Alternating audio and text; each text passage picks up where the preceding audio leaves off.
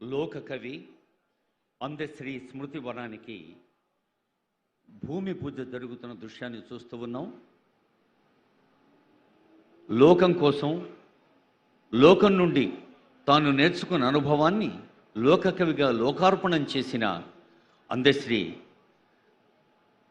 తెలంగాణ మట్టి వాసనను గుండెల నిండా నింపుకొని అక్షరాభ్యాసం చేయకుండా పిహెచ్డి చేసేవారికి సైతం ఆలోచనలు అందచేసిన అద్భుత సాహిత్యాన్ని అందించిన అందశ్రీ గారి జయంతి సందర్భంగా స్మృతి వనాన్ని తెలంగాణ రాష్ట్ర ముఖ్యమంత్రి గౌరవనీయులు రేవంత్ రెడ్డి గారు, ఉప ముఖ్యమంత్రి వర్యులు మల్లు భట్టి విక్రమార్క గారు, గౌరవనీయ మంత్రివర్యులు శ్రీధర్ బాబు గారు, పొన్నం ప్రభాకర్ గారు, సంక్షేమ శాఖ మంత్రులు అడ్లు లక్ష్మణ్ కుమార్ గారు, రోడ్లు భవనాల శాఖ మంత్రులు కోమటిరెడ్డి వెంకటరెడ్డి గారు, ఇంకా గౌరవనీయులైన పార్లమెంట్ సభ్యులు, శాసన మండలి సభ్యులు, శాసనసభ్యులు, వివిధ కార్పొరేషన్ల చైర్పర్సన్స్, ఉన్నత అధికారులందరూ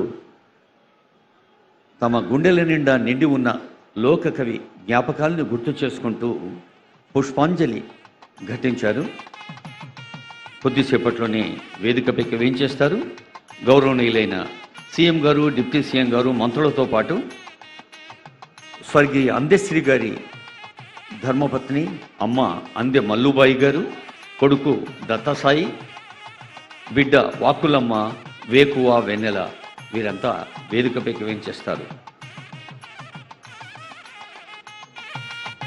స్మృతివన నిర్మాణం అంటే ఇది కేవలం ఒక భౌతిక నిర్మాణం కాదు.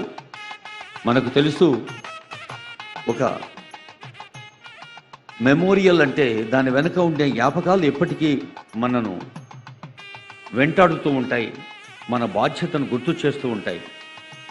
మనిషి తాను సృష్టించిన రూపాయికి తానే బానిసైపోయి, తాను సృష్టించిన సౌఖ్యాలకు, ఆడంబరాలకు మించింది లేదని మానవీయ స్పృహను మర్చిపోయి మనిషిగా మారేందుకు నిరంతరం కృషి చేసిన లోక కవి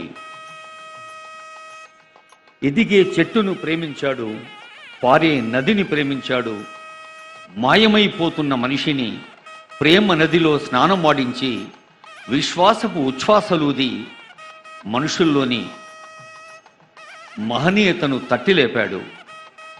విద్యార్హతలు, విజ్ఞానాలు, సాహిత్యాలు, సంగీతాలు అన్నిటికీ దూరంగా ఉన్న మనిషికి దగ్గరగా ఉన్నవాడే ఒక సజీవ కవిగా ఎప్పటికీ నిలిచిపోతాడు. సుకవి మరణించే ఒక తార గగనమెక్కే అన్నారు గుర్రం జాషువా. అలా నింగిన తారకలాగా మనల్ని చూస్తూ, ఆశీర్వదిస్తూ, మంచిదారిన నడవమని ప్రేరేపిస్తూ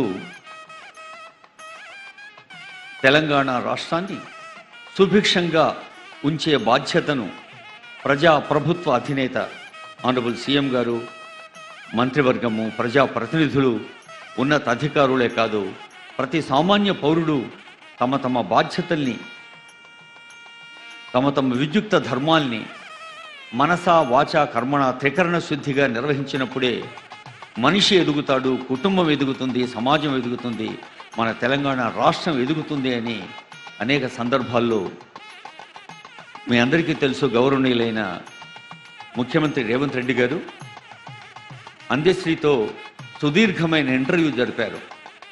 ఆ సందర్భంలో మరి ఎన్నో చారిత్రక అంశాల్ని, మానవీయ స్పృహకు సంబంధించిన విషయాల్ని, తెలంగాణ పునర్నిర్మాణంలో తెలంగాణ పౌరుల బాధ్యతను సైతం ఇద్దరు కలిసి ముచ్చటించిన సందర్భాలు మనకు తెలుసు.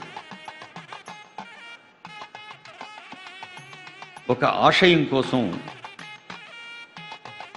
ఆనరబుల్ సీఎం ఒక ఆవేదనతో, ఒక ఆవేశంతో, ఒక సాహిత్య భావుకతతో ఒక కవి ఇద్దరు కలిసిన సంభాషణలు మనకు స్ఫూర్తిగా నిలుస్తాయి.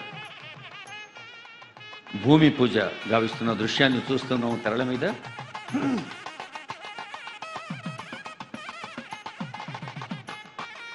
లోక కవి అన్న పేరు ఎందుకు వచ్చిందంటే అందశ్రీ